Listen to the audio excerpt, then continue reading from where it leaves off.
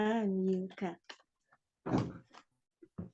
Não, mas foi ótima a fala, meu. Acho que abordou vários pontos, tanto da criação do sindicato, como essas. E eu acho que algumas coisas que você trouxe são alguns pontos que a gente volta e meia traz aqui no programa, e só para levantar, acho que tem dois que eu acho que são bem interessantes. Daí eu já passo a palavra para a Rosângela para também comentar um pouco, que é a questão de perceber que a luta do sindicato não é uma luta só por direito trabalhista, né? A Sim, gente foca tanto, né, e acho que é óbvio, né? Quando a gente está junto dentro de uma categoria, trabalhando no sindicato, que a gente vai lutar por direito trabalhista, mas também é lutar por creche, porque se não tiver creche para você deixar seu filho, você não tem como trabalhar. Então, então é uma luta também por políticas públicas. Então e daí a gente vem aquilo que eu e a Rosângela estava conversando aqui um pouco antes do programa sobre política e sobre eleições.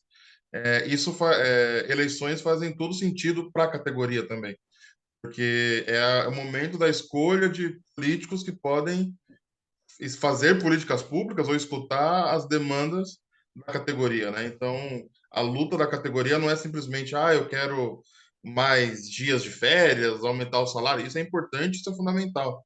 Mas também são políticas públicas, né? Também são coisas que, é um ônibus que tem que passar mais na rua, conseguir chegar no trabalho ao invés de 3 horas, ao invés de demorar 3 horas, eu demore 2. Mas isso já é uma melhora da vida. E um outro ponto que eu acho que é bem interessante é a questão da pandemia, né? Acho que a pandemia afetou todos os sindicatos e todos os sindicatos tiveram que se virar nos 30 para ajudar os trabalhadores. E um ponto que você trouxe que eu acho que é fundamental. A pandemia revelou que o sindicato é importante.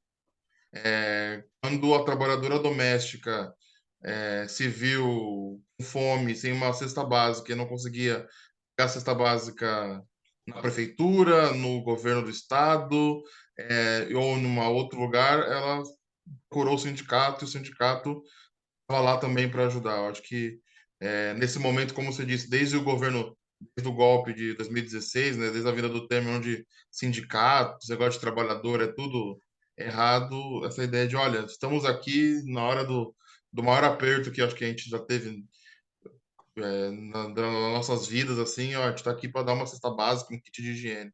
Eu acho que isso é fundamental. Mas, Rosângela, eu quero que você fale também um pouco, por favor.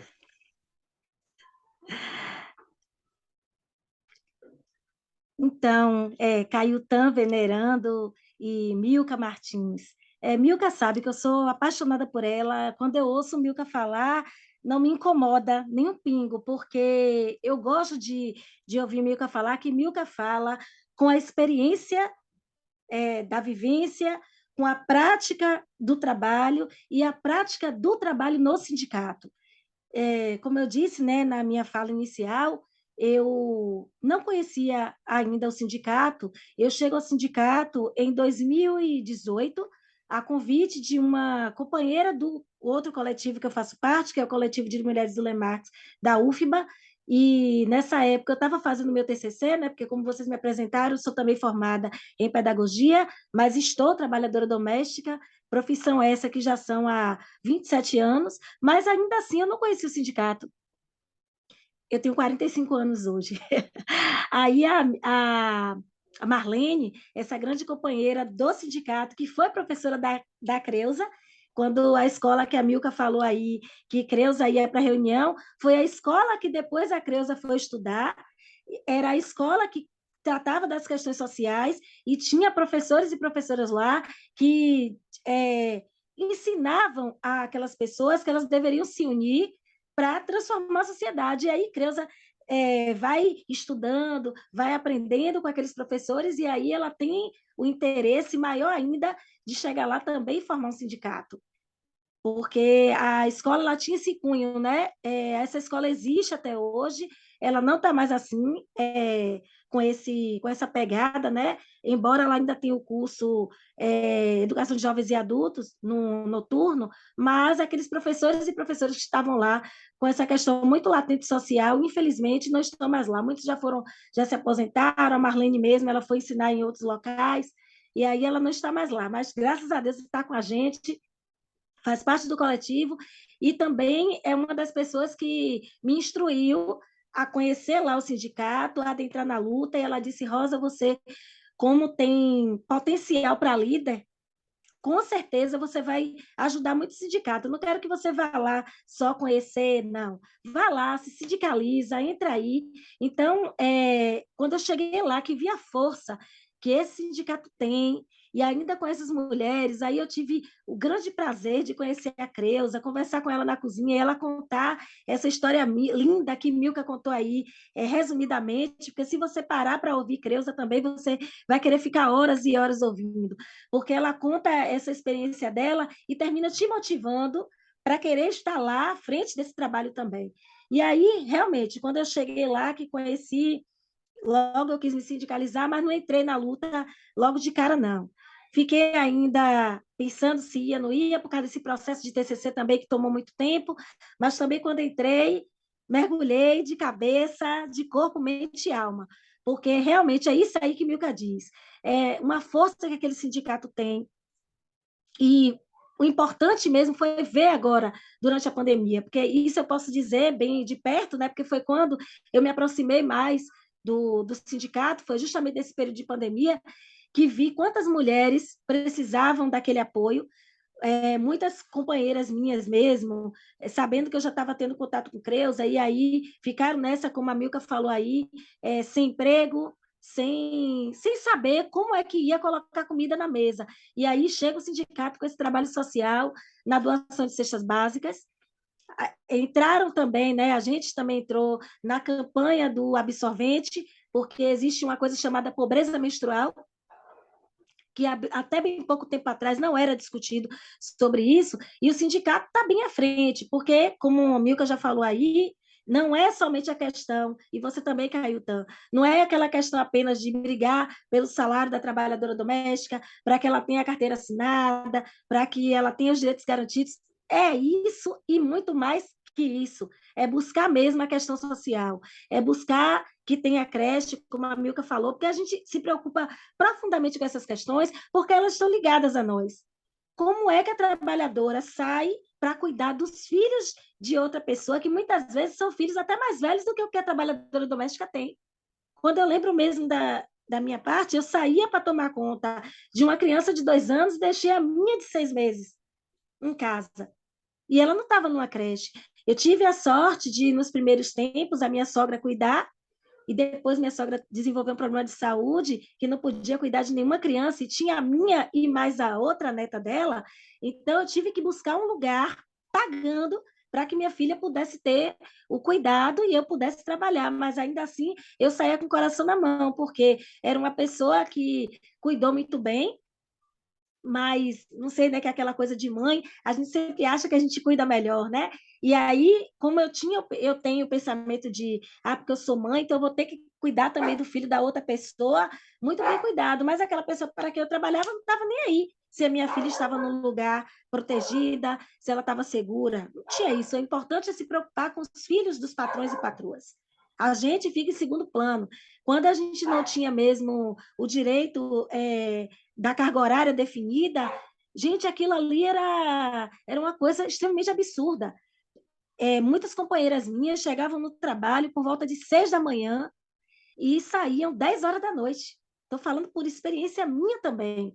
Eu tinha que chegar para pôr a mesa do café da manhã e deixar a mesa do café da manhã do outro dia limpa para chegar lá e fazer todos os preparos, deixar lá na mesa, não importa se a minha filha ia ter comido, se minha filha ia ter tomado banho, não importa. O importante é que eu estivesse lá. Então, uma das nossas grandes conquistas foi a carga horária definida, que foi uma luta do sindicato. E aí, né, eu vejo hoje muitas companheiras minhas dizendo assim: mas foi o governo que fez isso. O governo ia ter que fazer em algum momento. Se não tivesse tensionamento dessas mulheres e homens, né? Porque a gente tem também no nosso sindicato lá homens, né? O Francisco mesmo, o Francisco é um grande camarada nosso, que está lá na luta também. São minorias, mas também a gente não pode dizer que não está lá nos representando, né? Tem o Geraldo também, que não é um trabalhador doméstico, mas é uma pessoa que está lá apoiando o sindicato, mas a maioria somos nós. Então, se não fosse esse tensionamento da categoria, nós não teríamos chegado. aonde nós chegamos agora, e ainda assim a gente ainda vê a negação do direito, de fato, dos trabalhadores e trabalhadoras domésticas. Quase todos os dias a gente vê no noticiário mulheres e homens sendo resgatados em trabalhos análogos à escravidão. Crianças ainda, mesmo não sendo legal, mesmo a gente tendo o Estatuto da Criança e do Adolescente, que impede que a criança trabalhe, ainda assim a gente encontra crianças trabalhando no serviço doméstico com jornadas extensivas e trabalhos extensivos como adulto. Então, como não um sindicato para lutar por essa categoria, para que as mulheres tenham o empoderamento, né? Porque de fato esse é empoderamento, não é aquele empoderamento burguês que a gente acha que é dinheiro para ir para qualquer lugar, dinheiro para viajar, não é isso. A gente pensa mesmo naquela mulher que vai saber os direitos que ela tem, como a Milka mesmo citou. A gente deveria, ao entrar no trabalho, depois de 48 horas, nossa carteira já ser assinada e a gente receber. E quando a trabalhadora ela não está afiliada, ela, além de não saber desse direito, que é o direito legal, ela é lesada e aí a carteira leva anos e anos e anos e anos, muitas vezes essa carteira de trabalho retida no local, e quando a patroa ou o patrão decide demitir, é que ela vai saber que a carteira dela de trabalho nunca foi assinada, que nunca houve recolhimento de INSS. Hoje a gente tem direito a seguro-desemprego, que era para ser equiparada a todos os trabalhadores e trabalhadoras de outras categorias, ainda não é, porque a gente só tem direito a 3 parcelas, mas de toda sorte já é uma vitória, né? Porque para quem não tinha nada, quando a gente já tem algo, a gente já comemora, mas a gente ainda vai continuar lutando para que esse direito seja equiparado de fato. A Milka também falou aí, né, de uma questão muito latente mesmo para nós, que é essa jornada noturna. Já se sabe que tem o direito a receber a hora extra, mas ainda assim há pessoas que burlam. Porque, como é um trabalho exercido dentro do ambiente do lar doméstico, não entende assim, o lar é inviolável, né? Até pela própria Constituição. Não vai entrar lá para fiscalizar. Então, as fiscais de nós temos que ser nós mesmas. A partir do momento que a gente está lá filiada, que a gente tem força em nosso sindicato, que a gente, não é assim. Então, eu vou ser fiscal de mim mesma. Sou eu que vou. Não, a jornada máxima diária são 8 horas, eu não vou trabalhar mais do que isso. E negociar para que a gente trabalhe, então, de segunda a sexta. Porque se a gente trabalhar durante a semana 10 horas diárias, na verdade, já estamos devendo hora extras, porque a gente já trabalhou 50 horas. Então, vamos negociar para não trabalhar dia de sábado. Foi isso que eu fiz no meu trabalho também. Hoje eu não vou lá mais dia de sábado, porque de segunda a sexta eu já ultrapassei a carga horária. Para mim é bom, porque eu estudo também ainda, faço especialização, então eu já compenso essas horas. No dia que eu preciso sair mais cedo, eu já saio também. Mas quantas de nós ainda estamos vivendo